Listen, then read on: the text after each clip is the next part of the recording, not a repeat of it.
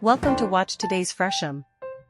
Tour a 100-year-old rustic and romantic West Palm Beach home. David Lucido refreshes a Florida abode with a perfect combination of color, fantasy, and restraint. The entrance to the home sets the emotional temperature immediately. Original ceilings, stripped and lightened, meet walls wrapped in Loro piano fabrics.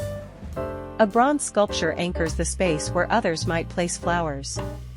Moving deeper into the home, the homeowner's individual personalities inform the shared look and feel. Burns' office embraces masculine restraint, with silk grasscloth walls and what Lucido calls the most chic recliner I could find, a manually operated rattan piece from the area. A lot of the things in this room, we actually got local. The coffee table was local, the recliner was local. I did a lot of local shopping.